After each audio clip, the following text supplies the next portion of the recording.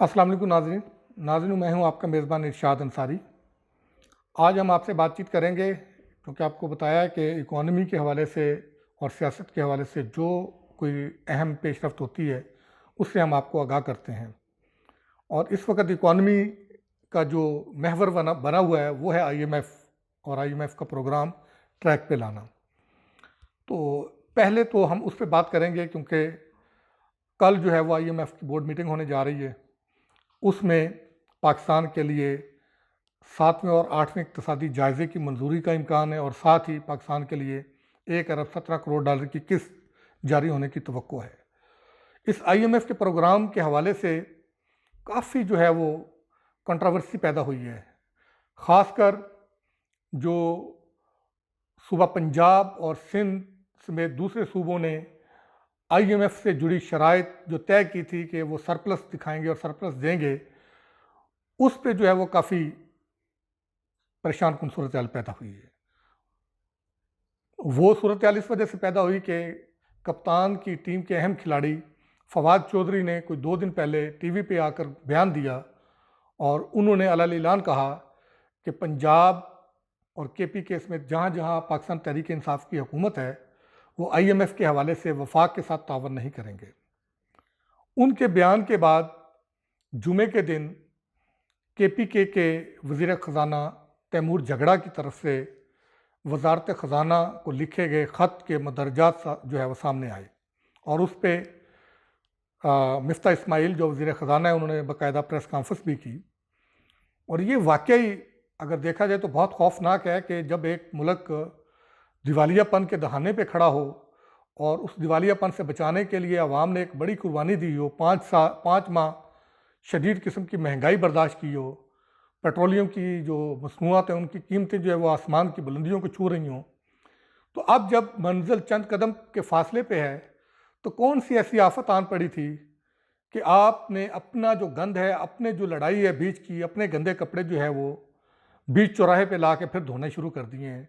ये वही गलती रिपीट की है जो इमरान खान ने इक़्तिदार में आने के बाद करप्शन के जो ऐलानात थे वो इंटरनेशनल फोरम पे भी और बाहरी हर जगह करना शुरू कर दिए थे। उसका खमियाजा फिर इकॉनमी की रिवर्स की सूरत हाल में जो है वो भुगतना पड़ा। तो अब इसके भी ज़ाहिरी बात है बहुत खौफनाक नताइज थे और इसको अब बजा है हुकूमत इसमें इल्ज़ाम तराशी करने में। हुकूमत ये कहती है कि ये पाकिस्तान के ख़िलाफ़ साजिश की है कि हमने इतनी कुर्बानी दे के मुल्क को जो है वो मुआशी दिवालियापन से निकाला था और इन्होंने ये सबूताज करने की कोशिश की है कि प्रोग्राम सबूताज हो और हम जो है वो दोबारा उस सूरत हाल में चले जाएँ और मुल्क की मईशत दिवालिया हो जाए। अलबत्ता उन्होंने कहा है कि हम इस सूरत हाल को भी समेट लेंगे, संभाल लेंगे और वो पुरुमीद हैं कि पीर को जो आईएमएफ का बोर्ड हो रहा है उसमें पाकिस्तान का प्रोग्राम वो मंजूर करवा लेंगे। लेकिन इस पे अफसोस ज़रूर है कि इनको इस मौके पे कम से कम ये सियासत नहीं करनी चाहिए थी। 1-2 दिन, 4 दिन, 5 दिन डिले कर लेते, आईएमएफ बोर्ड मीटिंग हो जाती तो उसके बाद वो अपना जो है जो भी कैथारसिस था, जो भी मसाइल थे उसको अपने सामने ले आते और आवाम भी उनके साथ खड़े होती। इससे उनके ऊपर जो शकूक शुबहात जो ज़ाहिर किए जा रहे हैं, ख़ासकर ममनूआ फंडिंग का केस सामने आने के बाद से वो गहरे होते जा रहे हैं। उनको पाकिस्तान तहरीक इंसाफ को अपनी इस मकबूलियत के ग्राफ को, इस अवामी ताकत को महफूज रखना चाहिए।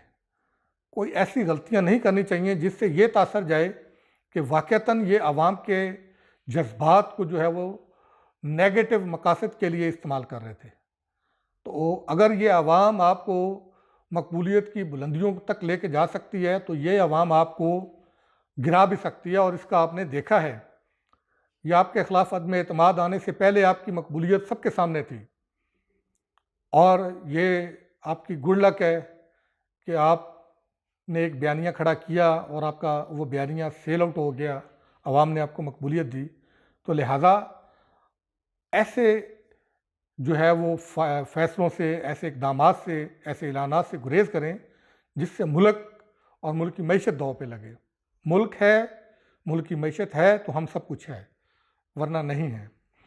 और दूसरा इससे जुड़ी हम बात करेंगे कि अब चूँकि आईएमएफ भी हमें इमदाद देने जा रहा है, इस पे मिफ्ता इस्माइल से भी बात हुई थी और फिर मुख्तलिफ कॉर्नर से भी बात हो रही है कि, और इसी को बुनियाद बना के जो है वो KPK ने लेटर लिखा है कि चूँकि सैलाब आ गया है, सैलाब की वजह से वो सरप्लस नहीं दे सकते। तो अब ये आवाज़ भी उठ रही है कि आप IMF से और वर्ल्ड बैंक से और दूसरे डोनर से ये बात करें कि जो पाकिस्तान ने पेमेंट्स करने ही हैं उनको डिले करें। उस पर अभी तो कैटेगरिकली उन्होंने नहीं कर दिया कि हम पेमेंट डिले के लिए नहीं करेंगे। हमने जो कमिटमेंट्स किए हैं एक बावकार मुल्क के तौर पे हम उन कमिटमेंट्स पे खड़े हैं और वो पूरी करेंगे। लेकिन साथ साथ हमने डोनर्स कॉन्फ्रेंस भी की है, फिर APC भी बुलाई है, लेकिन इसमें भी हुकूमत की तरफ से जो है वो रवैया कोई अच्छा नहीं है। हुकूमत में और फिर अपोजिशन में फ़र्क क्या रह जाता है? आपने भी APC बुलाई है, तमाम पार्टियों को मदऊ किया है, पीपल्स आपने पाकिस्तान तहरीक इंसाफ को मदऊ नहीं किया। सॉरी नाज़रीन। तो आपको चाहिए था कि आप, हुकूमत का काम एक वालिद का किरदार होता है कि वो तमाम भाइयों को, फैमिली को जोड़ने की कोशिश करता है, ना कि तोड़ने की। अगर PTI आपसे खफा है, नाराज़ है भी, तो आपको उसको साथ जोड़ना चाहिए, उसको मिलाना चाहिए। आपने उनको कट ऑफ कर दिया है कि आपने APC में भी नहीं बुलाया। आपका फ़र्ज़ बनता था कि आप उनको APC में बुलाते, वो ना आते तो उनका ज़र्फ था, लेकिन आपको बड़ेपन का मुज़ाहरा करना चाहिए था। ये इत्तेहादी हुकूमत का इक़दाम इंतहाई अफसोसनाक है और अभी भी हुकूमत को चाहिए कि वो अपने फ़ैसले को पे रुजू करे और PTI को इसमें बुलाए। और ये एक हकीकत है कि PTI इस मुल्क की एक बड़ी सियासी जमात है, तो आप उसको साइड पर रख के ये काम नहीं कर सकते, आप उनको साथ जोड़ें। दूसरा ये कि फ़ंड रेजिंग की बात हो रही है। वज़ीर-ए-आज़म ने भी रिलीफ फ़ंड कायम कर दिया है, पाक फ़ौज का भी फ़ंड कायम हो चुका है और जो जमातें हैं वो भी अपने अपने तरीके से इमदाद कर रही हैं। लेकिन यहाँ मैं सबसे जो ज़्यादा दाद के मुस्तहिक़ भी हैं और दूंगा भी, वो जमात-ए-इस्लामी है। और दूसरे नंबर पे हमेशा की तरह कराची चैम्बर ऑफ कॉमर्स है। और कराची चैम्बर ऑफ कॉमर्स में ज़ुबैर मोतीवाला। कराची के लोगों ने हमेशा मुल्क में बेशक ज़ल्ज़ला हो या जो भी कोई ऐसी कोई मुसीबत आई हो, तो वो सबसे पहले उन्होंने जो है वो लब्बैक किया, कहा है और वो मैदान अमल में उतरे हैं। ये जब हमने पहला वीलॉग किया था, उस वक्त भी हमें ज़ुबैर मोतीवाला ने स्पेशल फ़ोन करके बताया था कि वो कराची चैम्बर के प्लेटफॉर्म से मुतहर्रक हो गए हैं और उन्होंने इमदाद भी बाकायदा तौर पे ग्रॉसरी पहुंचाना भी शुरू कर दी है। और हम उनके इस इक़दाम को सराहते हैं और तवक्को ये करते हैं कि दूसरे चैम्बर्स ऑफ कॉमर्स मुल्क भर के जो हैं वो भी उनकी तक़लीद करेंगे और मुसीबत की इस घड़ी में अपने मुसीबत ज़दा भाइयों की जितनी मदद कर सकते हैं वो करेंगे। और दूसरा, अल-ख़िदमत जमात इस्लामी की, उसको अगर दाद ना दी जाए तो ये ज़्यादती होगी। हमेशा जब भी बुरा वक्त आया और हमने ये देखा है कि वो मैदान अमल में रहे हैं, अब भी सबसे पहले अल-ख़िदमत फाउंडेशन मैदान में आई है और उनकी टीमें ऐसी ऐसी जगहों पे पहुंची हैं, बेसरो सामानी के आलम में पहुंची हैं कि कोई उनके पास ऐसे कोई वसाइल नहीं थे मासवाए इनके कि जो उनकी इमदादी सामान था वो अपने कंधों पे उठा के इमदादी सामान लेकर गए हैं। उनको सल्यूट करने को जो है वो हक बनता है उनका।